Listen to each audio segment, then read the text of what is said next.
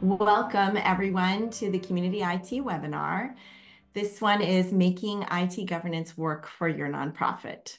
So today we're going to be addressing some questions that seem fairly simple. What IT policies do you need? And what are the best ways to create them? How do you roll them out to staff? And are there barriers that are keeping you from doing this project?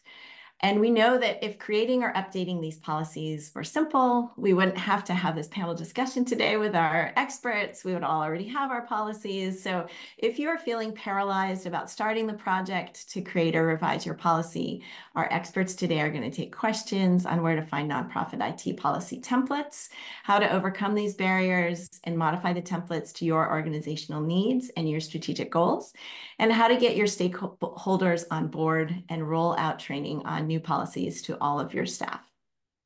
My name is Carolyn Woodard. I'm the Outreach Director for Community IT and the moderator today. And I'm very happy to hear from our guest speakers, Jeff Gibson from Build Consulting and Nura Aboki from Community IT. But first, I'm going to go over our learning objectives today. So by the end of today, we hope you'll be able to discuss essential IT policy documentation for nonprofits and what should be prioritized, learn how to create or update these IT governance policies, and share templates. We're going to share templates. I will share templates with you. And if you know of a good template, you can share that in chat also. Learn tactics and strategies to roll out policies to all of your staff and understand barriers to implementing IT governance and how to overcome those barriers. So now I'd like to turn it over to our panel to introduce themselves. Jeff, would you like to go first and also tell us about Build Consulting? Absolutely. Hi, I'm Jeff Gibson. I'm with Build Consulting. I've spent about the last 25 years in the nonprofit and private sector, focusing primarily on analytics and implementing those results into an operational model that's manageable. Trying to take the theory out of things like governance and putting them into practical applications.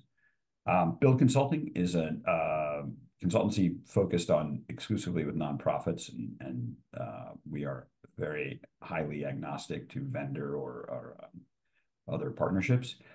We focus on the strategy and the sort of approach to technology, project leadership, change management. We tend to focus on the situation rather than the technology and what managing change management from an organizational perspective, and then relating it to the technology itself.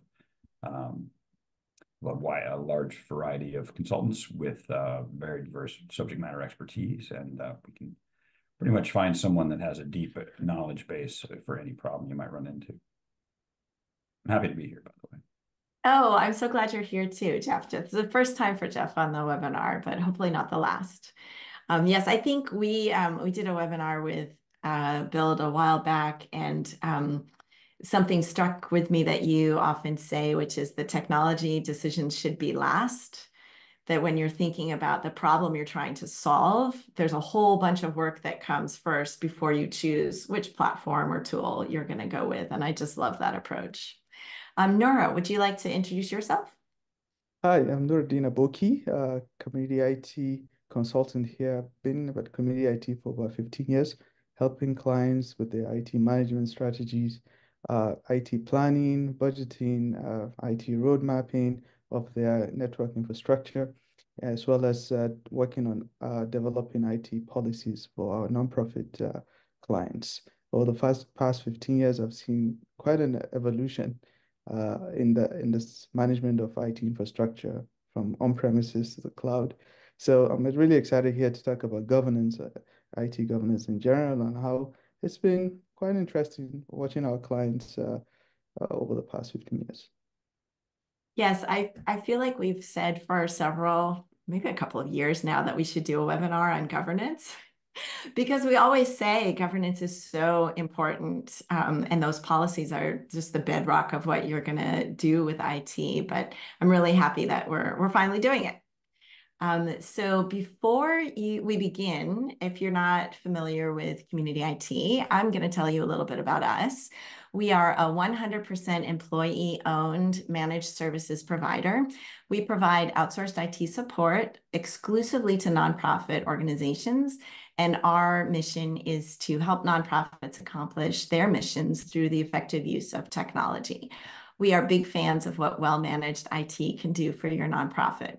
We serve nonprofits across the United States. We've been doing this for over 20 years, and we are technology experts. We're consistently given the MSP 501 recognition for being a top MSP, and that's an honor we received again in 2023.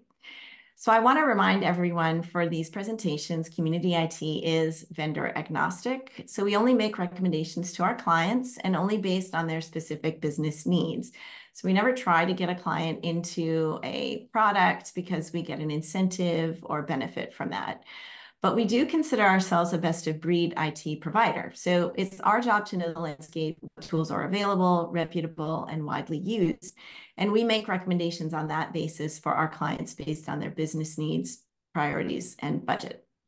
And now we would like to go on to our first poll. So the question is, does your organization have an acceptable use policy? And the options to answer are yes, and we know how to use it. Yes, but we don't really use it. Not sure. No, not yet. Or not applicable or other. So we know we have lots of different people on the presentation from different types of nonprofits, large ones, small ones. So you're here for a presentation about creating policies. And that's the kind of the question. So do you know if you have this particular policy, the acceptable use policy, and do you also use it? Nura, can you see the answer? Yes, I can see the responses here. And Great. Could you read those for us? yes, about 38% said they have it, but they don't really use it. And about, let's say, 23% said not yet. So there's seems to be organizations that wanting to start. Some are not sure. Then followed by the ones that have it and we know how to use it, which is quite impressive. By 8 people responded to that. And then lastly, there's one person that it's not applicable or other. That makes sense. That makes sense. Thank you. Thank you, everyone, for sharing that with us. There's no shame, right? You're in the right place. If you don't have one or you're not sure, that's what this webinar is about. All right, so our first topic, which kind of I think is a great segue into our first topic, is to explain what are the essential IT policy documents nonprofits need to have and why. What are the priorities if you have to start with one before the other?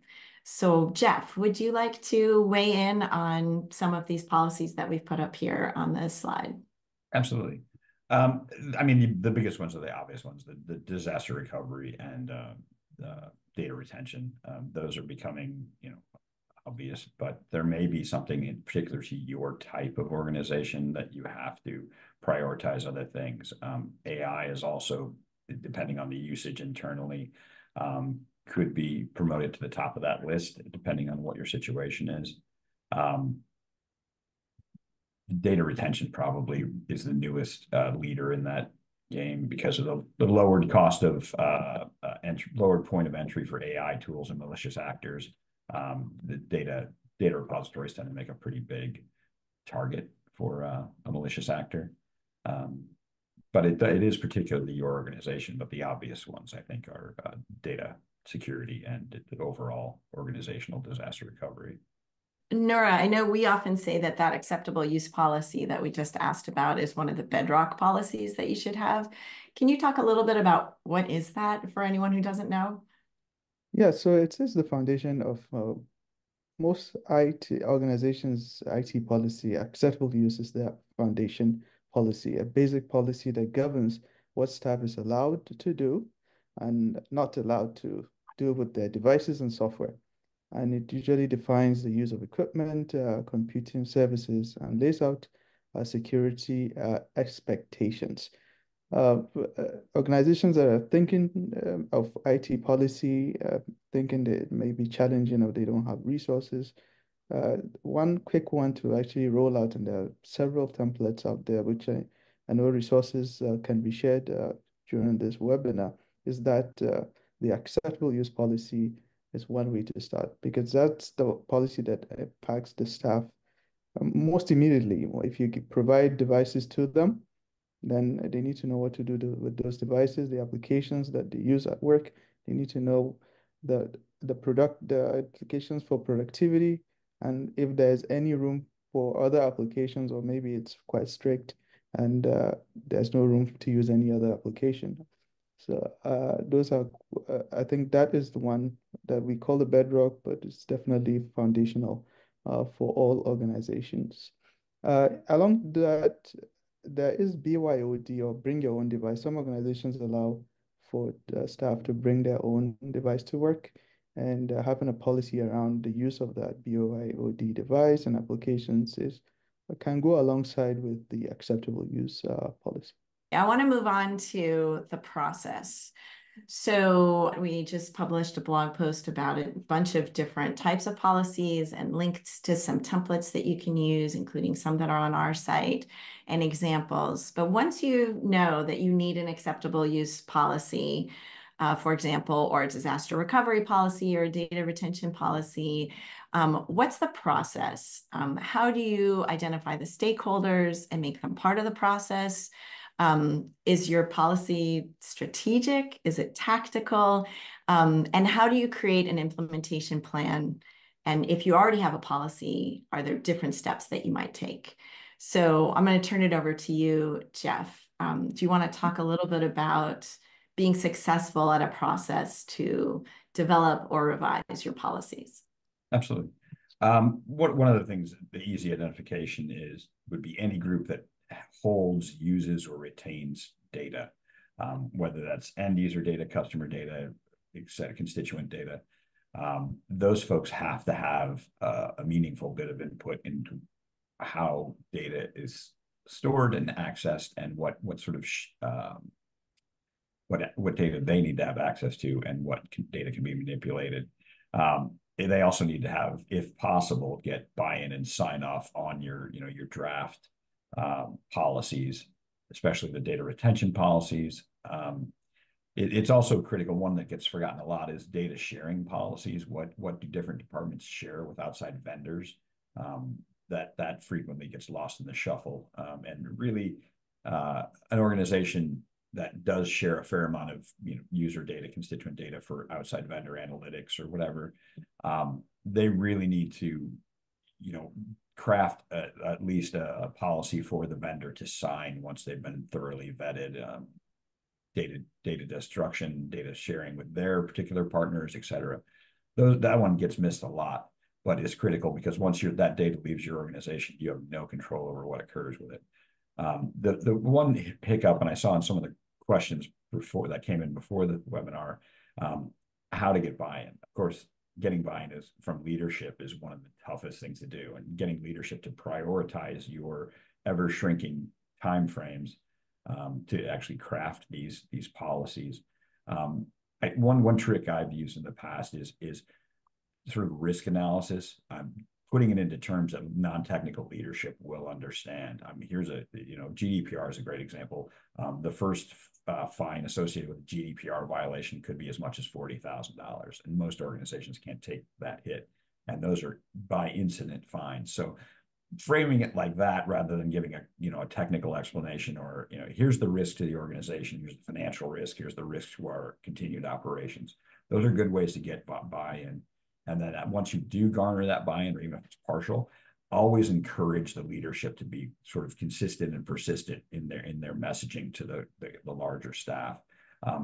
3 months into this project, they're going to need that refresher, like, hey, VP X is very into this, and we have to do this for the security organization. So we need you to prioritize this within your own department, your own team, or within your own timeline.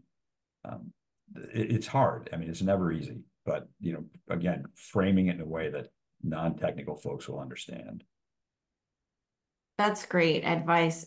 Nura, can you talk a little bit more about forming that team? Do you always need to have someone from the executive team as part of the leadership driving the process forward to create the policy or revise it? Yeah, I think it's important to have executive buy-in and in terms of stakeholders, management team, the executive team, and also the board. If you have a board, you could have an exec or governance committee in the board, and that governance committee could have influence uh, to effectively kind of convince the executive team to work on this, making it a priority. So I like Jeff's kind of tactics and approach. We're using the risks analysis or to get buy-in, as well as getting stakeholders from from across the organization, so you can have a spectrum of perspective. You want your policy to be as holistic as possible. I think taking a few steps back, more and more we are seeing the need arising from cyber liability insurance applications that if you want to get coverage, you have to have the certain policies in place. More importantly, for nonprofit organizations, some funders require certain IT policies and IT governance policies to be in place. So those are key drivers of convincing executive team to actually create the time to make this a priority. Thank you so much for that. I want to get into this bullet here that we talked about earlier when we were preparing for this webinar around strategic or tactical policies, and if that impacts who needs to be involved leading the process. So I suppose a more tactical policy might be some of the things you were talking about, Jeff, around the vendor, like you needing to interact with the vendor in a certain way. So having to have a policy around that versus perhaps the acceptable use policy is a more strategic, high level. This is kind of a blanket policy of how we're going to go forward. Jeff, do you have some more ideas on a process when it is a tactical policy need of how to get those stakeholders engaged? And it might be per vendor or per platform. Is that true? Right. Yeah, I think part of it, I mean, I would almost argue that every policy needs to be tactical in some respect, because one thing that does get short shrift is we made this policy, it's beautiful, everybody signed off on it. It was a lot of work, but we're all happy we got it done, and then it becomes shelfware. How do we implement these policies? How are the users who need to execute or escalate on a policy infringement? What do they do next? What are their next steps? How do we, if there was a DR incident, again, I ran operations for the last 20 years, and you'd be surprised that no matter how much we craft the DR policy, the actual execution, that that first 3 hour execution, that's critical to the success or failure of your plan. But a lot of folks don't get trained on it, even within IT organizations. So with something like GDPR, you have 72 hours to resolve the issue. If the person in your development department doesn't know anything about GDPR or our process or whatever, that could be a problem. The strategic stuff, that can be prioritized based on the strategic plan of the organization, and you can weight things within your prioritization process for projects, et cetera. But on the tactical front, especially things like COVID, things like changes in legislation, GBLA, or the California Privacy Act, or those have sort of forced a lot of these things to be of greater import. Formerly back burner, relatively safe back burner policy issues are now at the forefront because of right to be forgotten laws across the globe. Turning it into tactical, you have to, with leadership, you have to have that conversation that tactical resources need to be applied to this, and Project X is now suddenly very important because of state, local, federal compliance issues, or a new compliance issue related to our industry or our space. Therefore, explaining to leadership, not only here's why we have to have buy-in, here are the urgent issues, but then also what's not going to be done. and managing those expectations that there are, again, every organization I've ever been in, especially on the nonprofit space, is just taxed for time and resources. So, there's a finite amount of work in the week if you want to keep your staff. So, strategically measuring tactical problems is more of an art than a science, but there are some tools to help you do that. Thank you. I want to get back to this question also of some places may already have a policy, but it's really outdated. Maybe they haven't updated it since people were working remotely, or since everything was in the cloud, or since the advent of AI. Is it easier, Nura, to update an existing policy, or do you recommend that they just start over, start from scratch? What's better? Well, I think a review of the existing policy might be easier, given that they have somewhere to start from.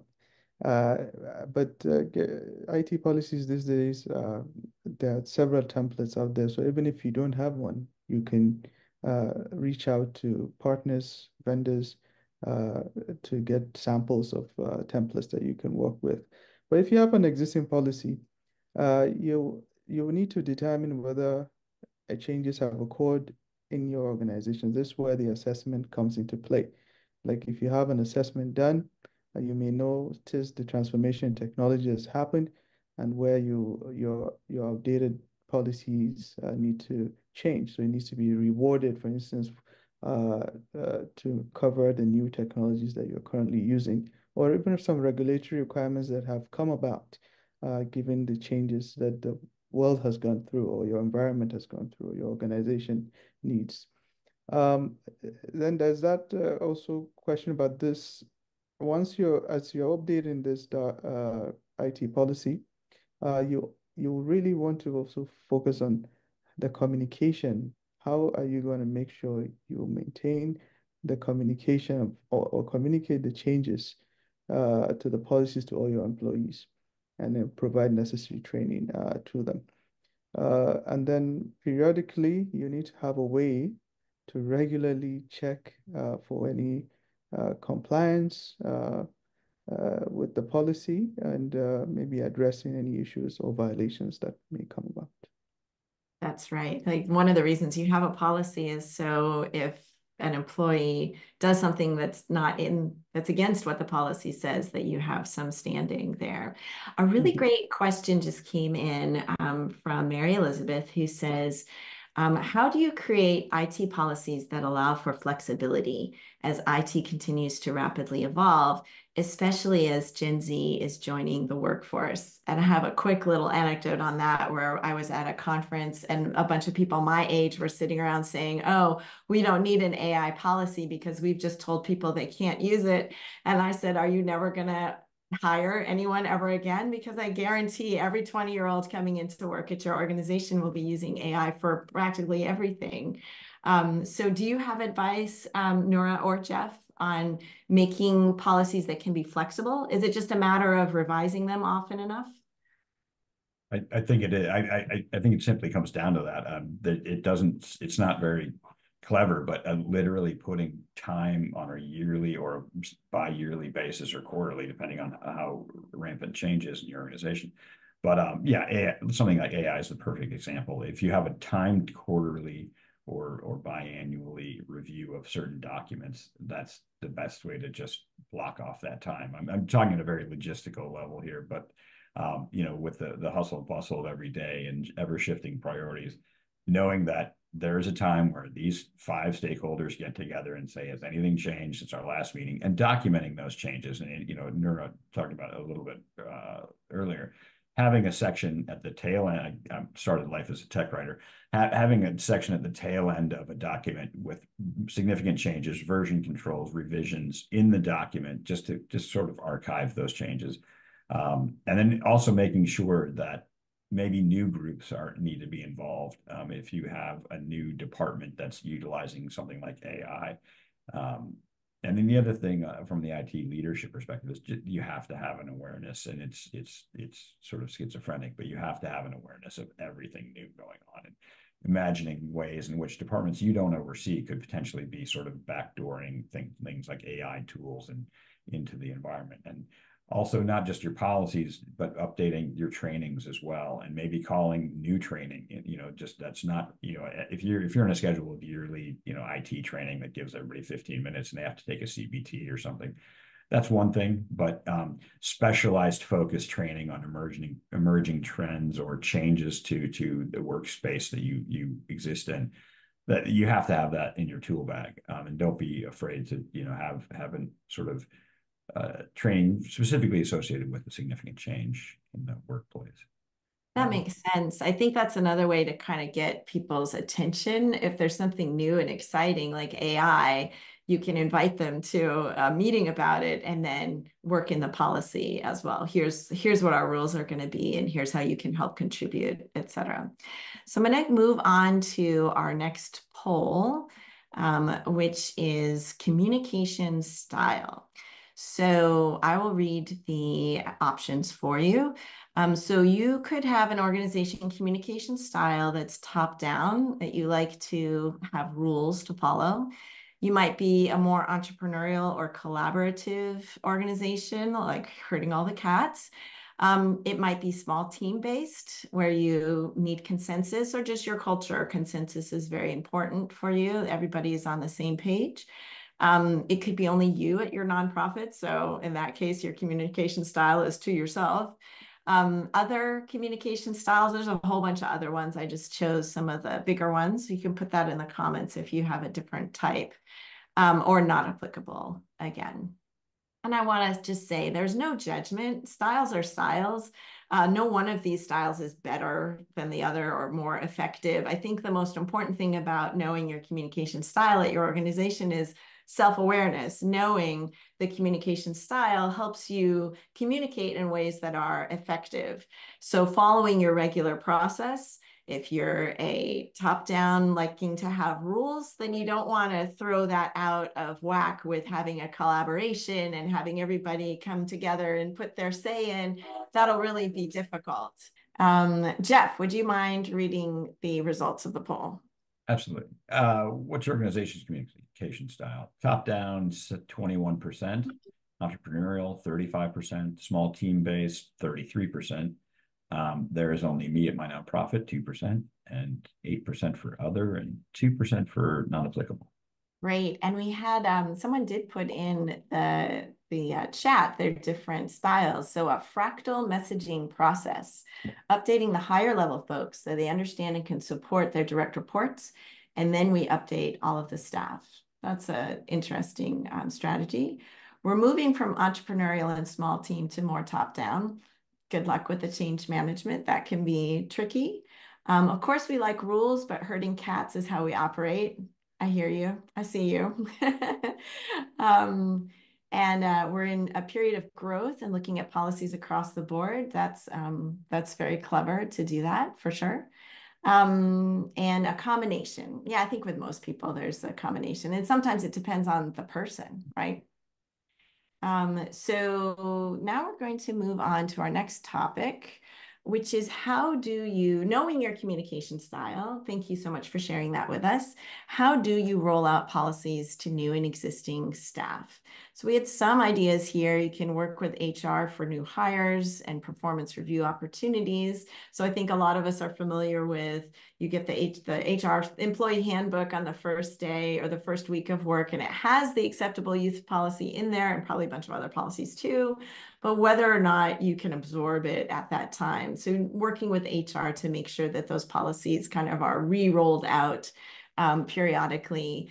And then what's effective, that's how you can, especially when you're new employee, you can make sure that it's part of that new employee packet. But what's effective to roll out to existing staff, and are there tactics that work? So Nura, would you like to take the first try at this? Yeah, sure. Thank you. Part of the rollout process is to initially get the stakeholders to agree on the implementation of the policy itself. Like we have agreed that we're going to do, for instance, an acceptable use policy. We've agreed on the final version. Now it's time to roll it out.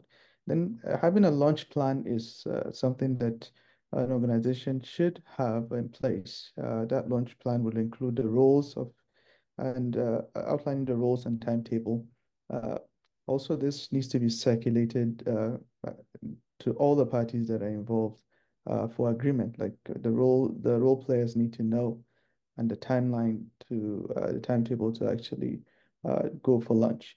Then the one key important thing is to have a communication plan, because as you've seen that a variety of organizations have different modes of communicating with their staff and different channels. So usually an organization should use the appropriate channels, messaging, to make sure that everyone that is a part of this policy has received the policy or will be receiving the policy appropriately.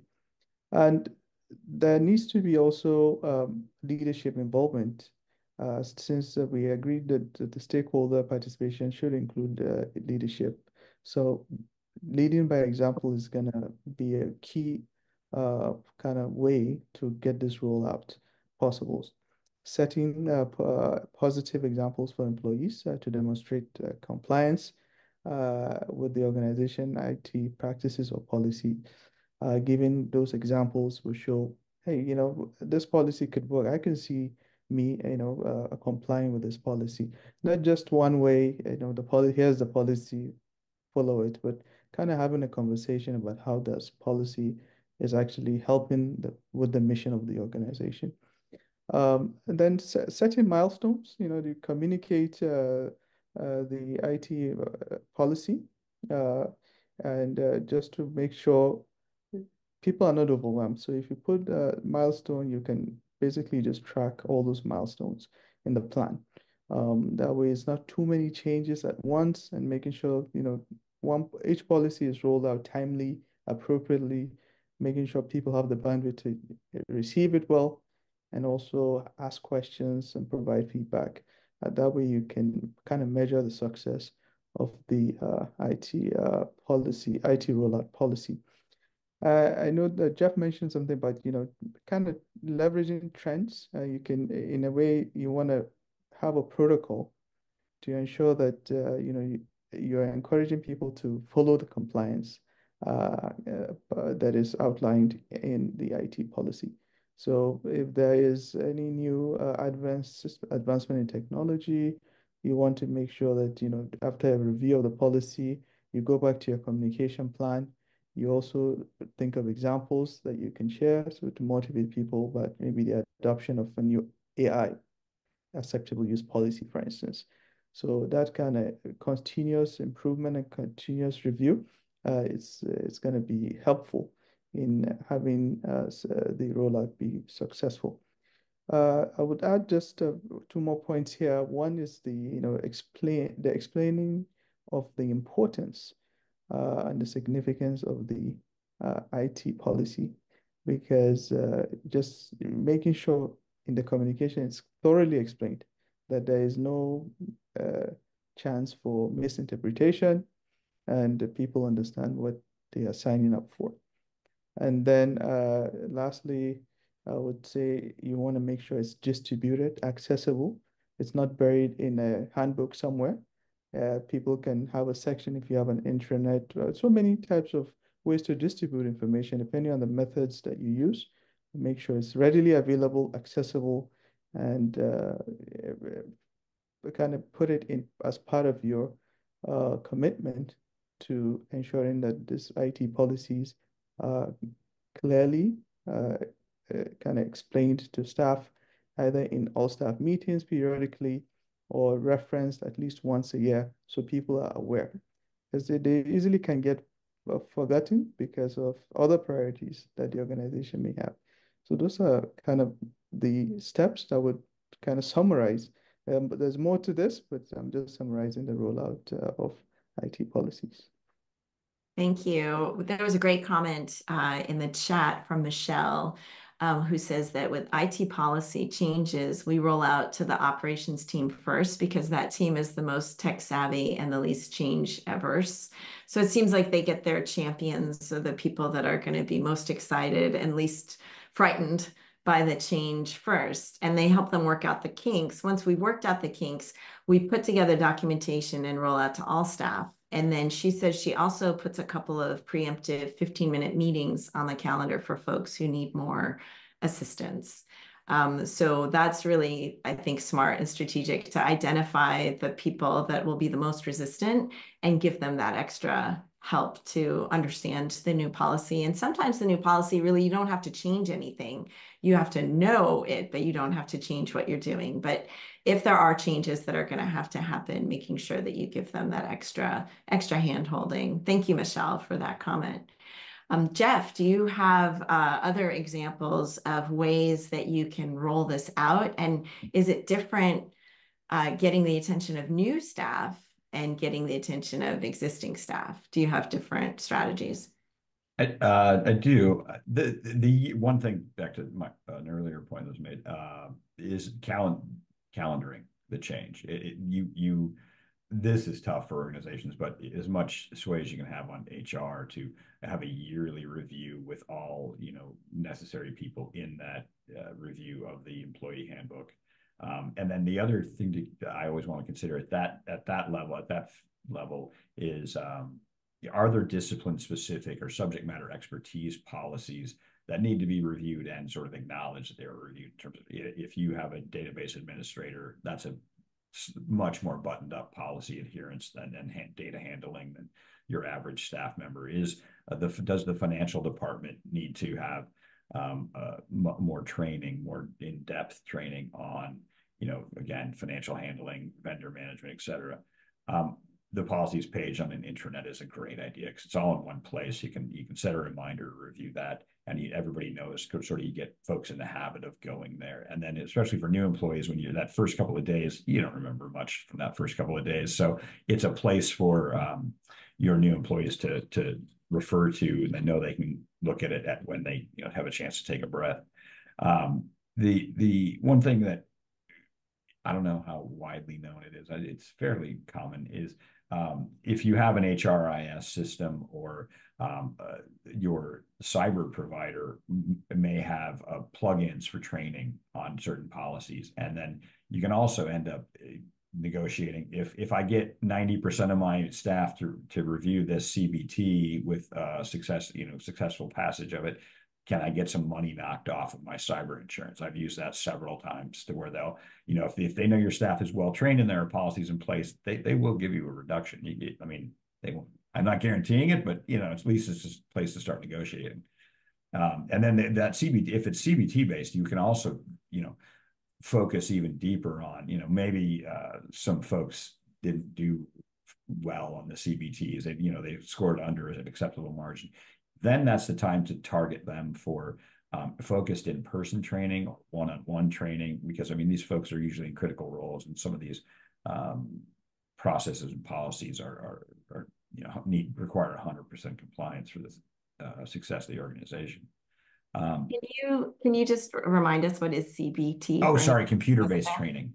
Okay. Computer-based training. Yeah, a lot of organizations will have something in their HR management system that will, or an outside third-party vendor can come in and it's a subscription, and you can kind of dictate what trainings you want. And they have canned trainings, and they have or adaptive. And ones that you can customize, and they're usually not, they're fairly affordable. I know money's tight everywhere, but it's a really good way to get a handle on your overall organization with some data behind it, and lets you target where you need to train or communicate better, or what departments need more specialized training.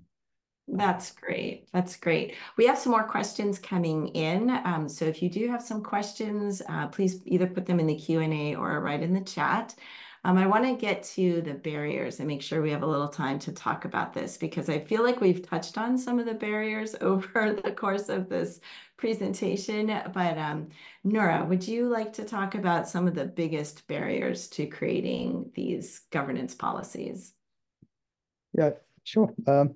So one of the main ones we've seen is prioritization.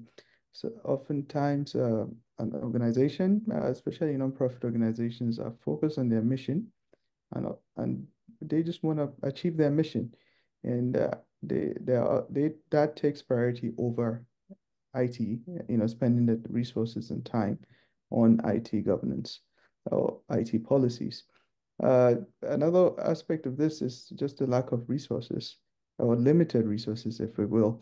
Or many nonprofits kind of operate with limited resources, which can make it difficult to allocate sufficient time and personnel to IT policy development. Also, which some may have a different mindset altogether, where nonprofits often focus almost exclusively on the mission and goals, which can lead to IT being overlooked and undervalued. So those are some of the, I would say, factors. Uh, but there are ways to overcome these barriers. But I want to hear from Jeff if there are more barriers that Jeff might have seen. Mine largely are they're exact same. Garnering that leadership buy-in and that communication of leadership buy-in. Buy-in is one thing. Having your leadership communicate to the general staff is another. And then the time. And that's yeah, I wish I had a magical response to the time thing, but it has to be, harkening back to what we were saying earlier, you have to prioritize based on the urgent needs of the organization. And there will be times where you have to have difficult conversations with leadership and department leads and other staff that we just can't do X right now because this new situation caused us to refocus. And, another thing is when you're communicating things like that, it's important to set a time frame and to stick to that time frame. Most folks will give you some grace if you have a date attached to something, saying we'll get back to you, or having, again, IT, the famous black box of information, that we have to change that perspective. And then one of the things that I learned every time I had a different assignment or a different job is you have to break out of the IT barrier. We'll call you if something horrible happens. Otherwise, you don't need to talk to us. We won't bother you. But IT has to be an outward facing organization and a communicative organization at that. And really speaking to, and again, these are all difficult things to do. I'm not trying to gloss over them. But, really speaking to users for their respective concerns, and what you're doing as an IT organization will help them, ease their job, secure their job, improve the success rate of whatever the discipline they're executing on. IT just generally has to get outside of being looked at as the plumber. IT has to be looked at as an enabler. And especially given how invasive technology has become, even in the last 10 years, much less 5 years, there's not many organizations or groups within an organization that aren't impacted by IT, and they have to be told, they have to be informed in how to use that IT to enable and better their mission, but also sort of the risks that are associated with these new, very powerful tools. AI is a perfect example, and the timing is critical. It's much harder to much harder to limit usage to non-IT teams of a new tool if it's already on their PC.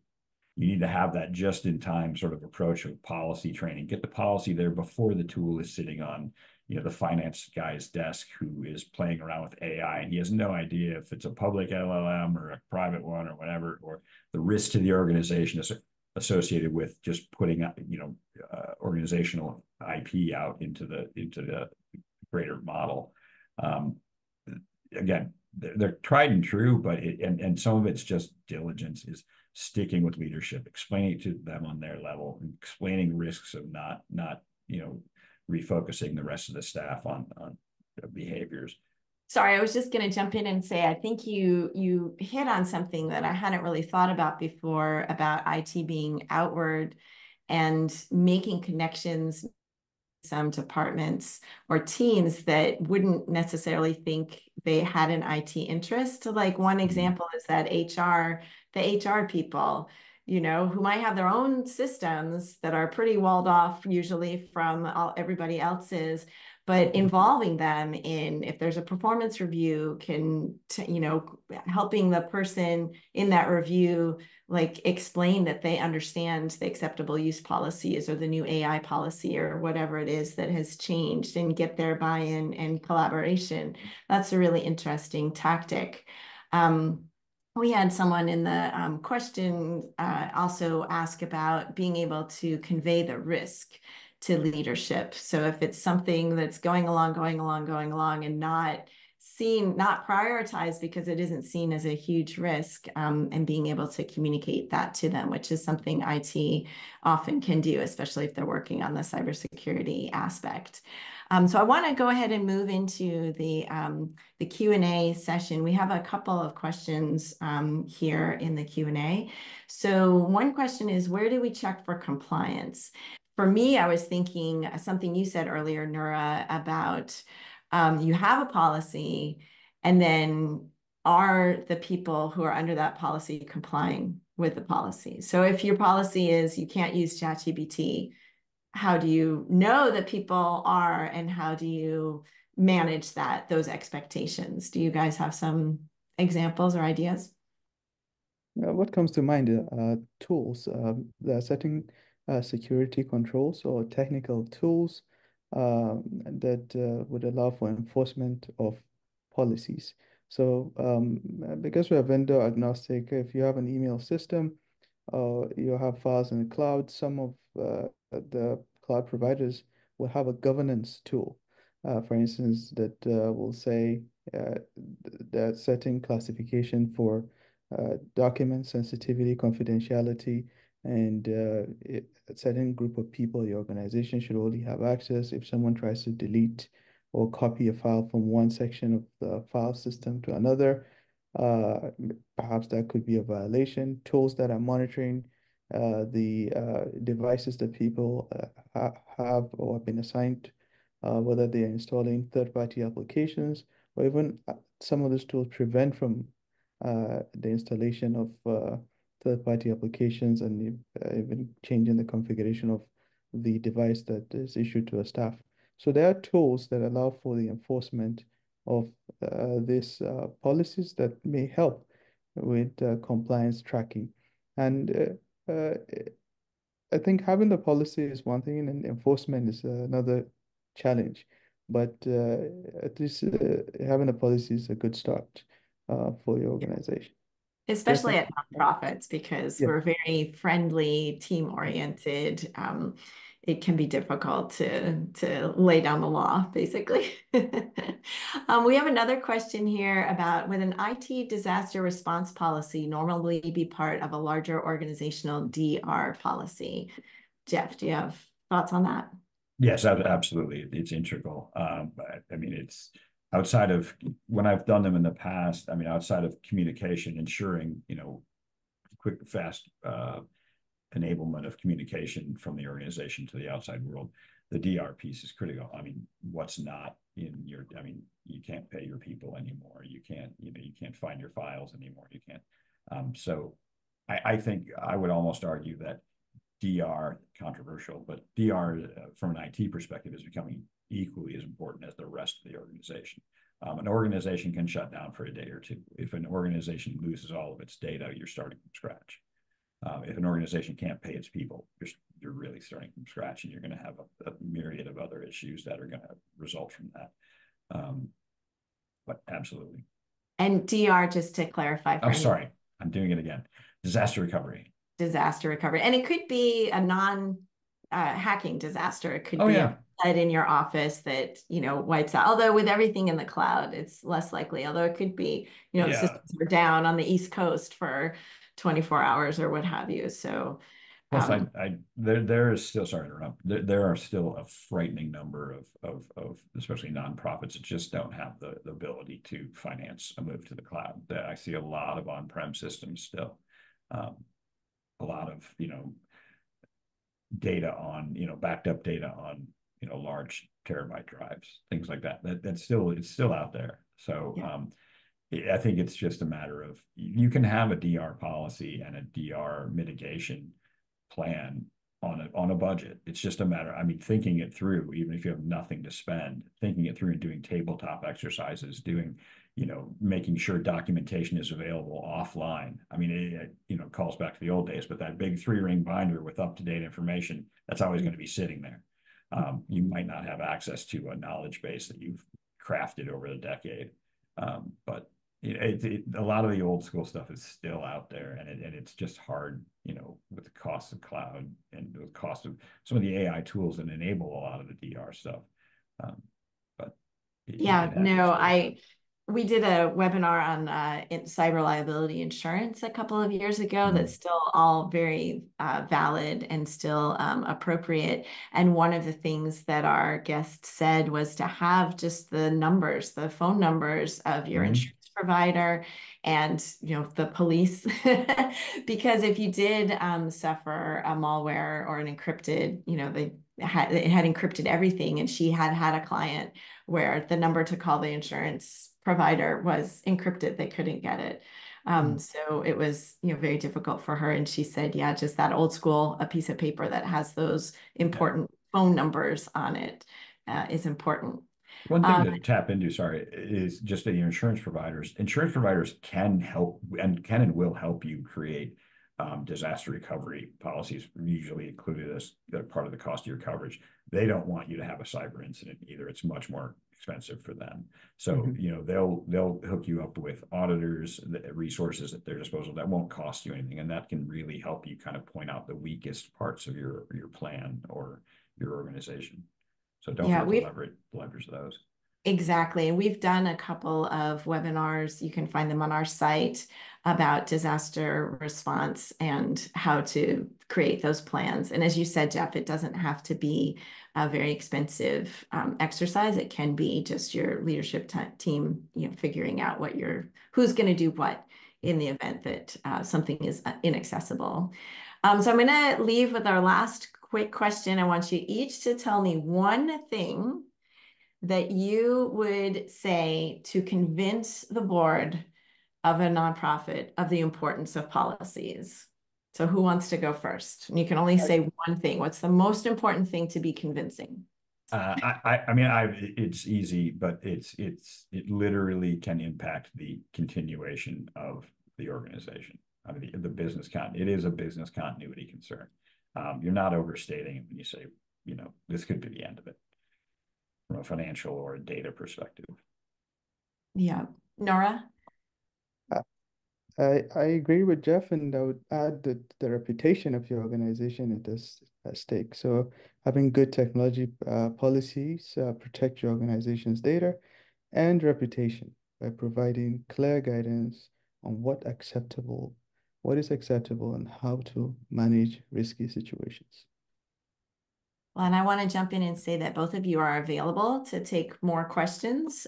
So you can get in touch with both of us through our websites, buildconsulting.com for Jeff and communityit.com for Nura or myself. So I wanted to go back over our learning objectives. I hope that after this presentation, you understand the essential IT policy documentation for nonprofits and how to prioritize. We have a bunch of priorities, right? We have the acceptable use policy, and then also this disaster recovery and data retention necessities. That we hope that you have learned how to create or update these IT policies. And we shared some templates. I shared the link to our website where we have a bunch of other links to templates that you can use. Learn tactics and strategies to roll out policies to all staff. I want to thank both of our experts for sharing your experience and anecdotes and ideas on that. As you said, it's not easy. So don't worry that you haven't been able to do it, but hopefully we gave you some ideas to try. I love all of the information in the chat. Thank you so much for sharing your experiences. And then, of course, understanding the barriers to implementing IT governance and how to overcome those barriers. I think when we were talking about this presentation, one thing we kept coming back to was people's emotional response to the idea that they have to do this project, right? You might have an intellectual understanding that this could be the end of your nonprofit, that the risks are very real, and that you need to have these policies in place. But if you put an hour aside and you start working on it, and either you can't find your old policy, you can't find a good template, it just seems overwhelming. And you say to yourself, well, I'm not going to do that then, even though I know that I need to. So trying to overcome those kind of emotional responses and just make small changes, make it into smaller tasks that you can do that are going to lead up to your big accomplishment. I love your idea, Jeff, of putting stuff on the calendar, making time and just setting reminders. And then in the future, once you've got your policies, setting those reminders so they don't get out of control and out of date again. So just annually, quarterly, whatever works for your organization, putting that reminder on your calendar, setting those meetings and bringing the people, stakeholders back together, your leadership, to just revise them. It's so much easier to revise it and just say, oh, no, nothing's changed. We're good for another, quarter. Or, this AI is really growing and we need to incorporate that. So let's change a couple of these other things. So I think those are all such good pieces of advice. So thank you so much for all of that. I want to thank everyone for joining us today. We know you have a lot of other things that you want to be doing and things that you could spend your time on. So really appreciate you being live today, sharing so much in the chat. That was just wonderful. Loved all those great resources and information and ideas. And getting to ask your question live is always so wonderful. Again, check back on the transcript. If we didn't get to your question, I'm going to append some of those onto our transcript, which will be up on the website in about a week. And Nura and Jeff, I want to thank you both so much for sharing your expertise with us today. Thank you. Thank you for having me. We're happy to be here. Thank you. Thank you, everyone.